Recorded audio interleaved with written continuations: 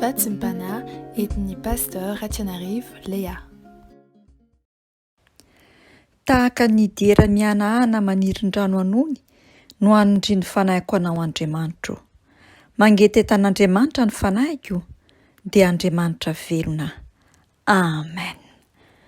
Vavakintsika tompoko. Zany tokoa no salamy fiderana sandratray amin'ity maraina ity ry Andriamanitra ray zanaka ary fanahy masina. Fantatray fa mangetagetanao ny fanahinay eto amin'ity tany maina sy mangetana ity. Kanefa noho n'izao maraina izao dia nifoazinao zahay tao anatin'ny torimaso, novelominao dia tratra indray ity maraina ity. Ataonay ahoana ny tsy hisaotranao sy hanome voninahitra ny anaranao ary dia miarabanao mpanetretena Ray Andrian'ny fiadanana Jesosy Kristy avy any Nazareta no anarany. Misaotra mankasitraka satria mbola ny famindraponao no natosao anay. Aidio ny fanahinao masina ao aminay tsiraray avy ara, izay miaino izao vatsim-panahy izao, andraisanay hery ahafahanay mandresy ny asan'ilay ratsy, ary indrindrandrindra koa manavao ny fahaloran-tenanay ho anao Andriamanitra ray zanaka ary fanahy masina. Mitenena araka ny fombanao Jesosy fa voninkainanao izay mpanomponao. Aleluia. Amen. Tononona amin'ny sambatan'olona sy ny tokantrano ny fahasoavana sy ny fiadanana avy amin'Andriamanitra ray sy Jesosy Kristy Tompo. Ary dia ampitiavana no hiantranoana amintsika amin'ity anio ity amin'ny alalan'izao vatsim-panahy izao. Tonga amiko sy aminao ny fanontaniana mipetraka manao hoe manao ahoana ny fanahinao? Manao ahoana ny fanahinao? Sokafantsika ny boky ao amin'ny Jakoba 5:7-20 sy ny 20. Le livre de Jacques chapitre 5 versets 19 et 20. Vakina amin'ny anaran'i Jesosy.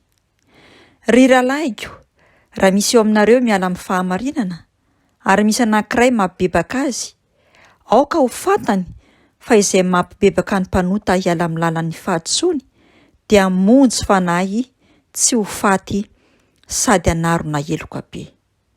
Amen. Raha vao miaino izao fanontaniana izao sika hoe manao ahoana ny fanahinao, dia mbia ao an-tsaina avy hatrany hoe salama safarofy. Tahaka ny fahasalaman'ny vatan'olona iray na marary izy na salama. Eto Jakoba dia manoratra tsy ho an'ny fiangonana sy ny kristianina ary ny olona tsiraray ihany koa, satria fantany fa misy tsy araka ny tokony ho izy ny fahasalaman'ny fanahin'ny olona izay milaza fa mino an'i Jesosy Kristy. Mety halasa eritreritra antsika sy hampiasa ny saintsika hoe efa mba nieritreritra tokoa va izao sy anao teo amin'ny andro izay nahaveloman'ny tsiraray, izany fanontaniana izany hoe manahoana tokoa moa ny fanahiko? Amin'ny filazako fa izao dia kristianina, olona vita batisa, mpandray fanasan'ny Tompo, manao asan'ny sampana, mpiandry ny tekona, apôstôly, mpaminany, mpitandrina, maro samihafa. Isika tsiraray no afaka mamaly ao am-pontsika hoe salama sa marary ny fanahintsika. Tamin'ny fotoana izay nifanenantsika tamin'i Jesosy dia samy natsapa fa olona mpanota avokoa. Fa rehefa nitoriana sy nandre ny filazantsara ary ny sitrapon'Andriamanitra dia nifona isika tsiraray avy ka nandray ny famindrapo sy ny famelan-keloka avy tamin'i Jesosy Kristy Tompo, ary dia mazava ho azy fa salama ny fanahintsika tamin'izany fotoana izany. Rehefa nandeha teny ary ny segondra, nivadika ho minitra, ny ova ora, ny valina ho andro, natambatry ny volana, dia ny farana ny taona, dia nivadika sy niova ny toe-tsain'ra kristianina. Ary nisy fiantraikany be dia be teo amin'ny fanahiny izany, hany ka niteraka tsy fahasalamana sy aretina ara-panahy. No inona hoy isika? noho ireo tsy fangatoavana ny sitrapon'Andriamanitra sy ny tsy fisian'ny fitiavana intsony. Ny olona mantsy ry havako malala amin'ny Tompo, rehefa miaona sy mifankahita dia fahazarana ho azy ireo ny mifanontany ny fahasalamana ara-batana. Fa ny ara-panahy kosa dia adino tanteraka. Inona ny anton'izany? Satria mibahana loatra ny ara-nofo sy izao fiainana izao rendrarendra izao sy ny zavatra hita maso. Miara-mahita sy miara-manaiky ary miara-matsapa ny mpino sy ny mpianatry ny Tompo marina, fa betsaka ny kristianina eo atendrombohitra fotsiny, fombafomba fotsiny fivavahana, fa tsy ainana, tsy ampiarina ny tenin'Andriamanitra izay norenesina sy novakiana. Raha tsy feno vavaka sy fivebahana ary rakotry ny fitiavana ka mandeha amin'ny fahamarinana sy fahamasinana ny kristianina tsiraray avy, dia mitsoaka sy mialan-daharana izy ireo, satria tsy mahatsapa, tsy misy ny fiadanana ao amin'Andriamanitra ny fanahiny. Mila mitady tsy miantso an'Andriamanitra izy, ary mila mahatsiaro fa ao amin'Andriamanitra irery ihany no afaka ahasitrana ny fanahiny. Ary izay no mahatonga ny bokin'ny Salamo milaza, Salamo 5:20 amin'ny anaran'i Jesosy, ka navitra ny fanahiko ho amin'ny fiadanana izy. Izany hoe Andriamanitra irery ihany amin'ny alalan'i Jesosy Kristy Tompo no afaka navitra ny fanahin'ny olona anankiray. Ary rehefa marary mazava ho azy ny fanahin'ny olona anankiray, dia tsy salama avokoa ny vatany rehetrarehetra, na ny sainy, na ny tenany, fa ny ety ivelany fotsiny toa hozy isika hoe tsara ny karoseria. Ny olona marary ara-panahy dia tsy mahatsiaro tena intsony hoe marary ny fanahiny, na dia iveriny ary fa salama ny vatany. Mila fanasitranana izy ireny amin'ny alalan'ny fanafana izay tanterahan'ny mpino tokoa ka manderaka ny fahamarinana sy ny fahamasinan'i Jesosy Kristy Tompo. Ary Jesosy Kristy Tompo irery ihany no afaka manome ny fanomezam-pahasoavana mba hamerenana azy ireo izay olona efa nivily tamin'ny lalan'ny fahamarinana, tamin'ny lalan'ny fahamasinan'Andriamanitra, mba hiverina amin'izany lalana izany indray.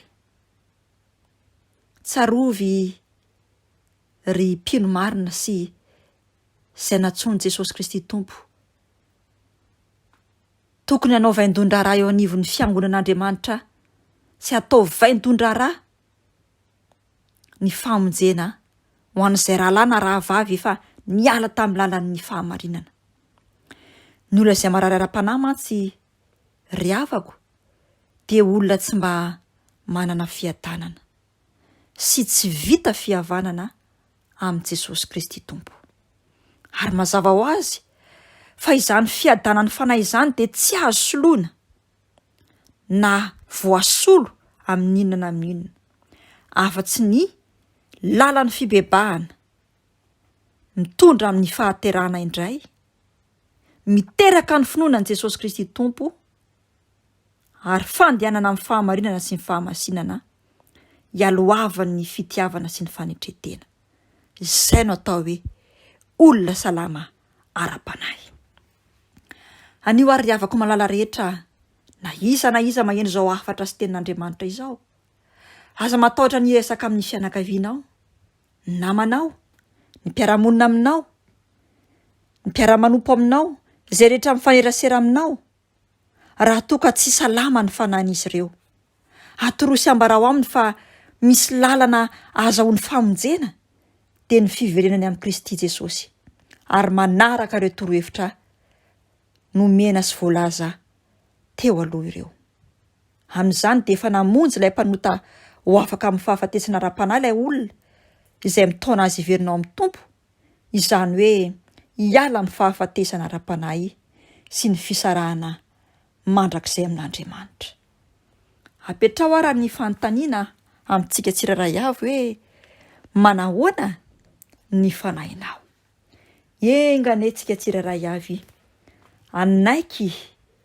ny hovonjena sy ny hositranina mba azahoantsika fahasalamana ara-panahy. Vavakatsika tompoko. Jesosy Kristy Tompo, mampandiny tenanay tokoa izany teninao izany. Fa maro tokoa ny Jesosy na izay milaza fa mpanaradianao sy manompo anao, fa dia marary ara-panahy araka ny teninao. Anio ianao Jesosy tia nasitrana ny fanahinay tsiraray avy. Anio ianao Jesosy tia piasa ny mpanomponao izay salama ara-panahy ka hanafaka ireo marary ara-panahy. Anio ianao Jesosy dia manaitra amin'ny alalan'ny fanahinao masina ho an'ireo izay marary ara-panahy mba hanantona anao ka anaiky ho afahana. Jesosy malalo, miasa mahery amin'ny alalan'ny fanahinao masina amin'ny tsiraray avy izay miaino izao afatra izao, mba tena ho salama ara-panahy. Ary raha misy ny tsy fahasalamana ara-panahy, angetaeta ahazo izany fahasalamana izany.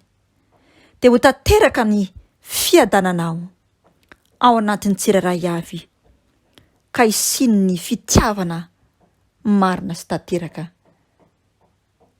iaina ny izao tontolo izao, sy ny kristiana indrindrandrindra, ary ny fiangonanao tsiraray avy amin'ny lalan'ny fahamarinanao sy ny fahamasinanao.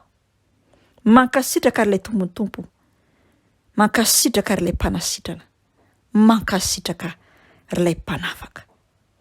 Raiso ny tsodrano tonoana amin'ny anaran'i Jesosy Kristy tompontsika.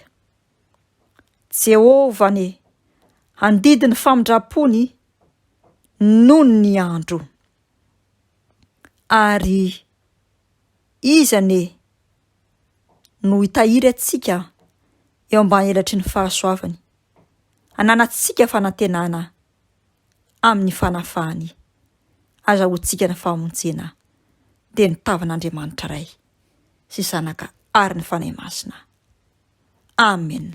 Mandehana meteza hositran'i Jesosy. Ny fanahinao dia hahazo fahasalamana ianao. Amen.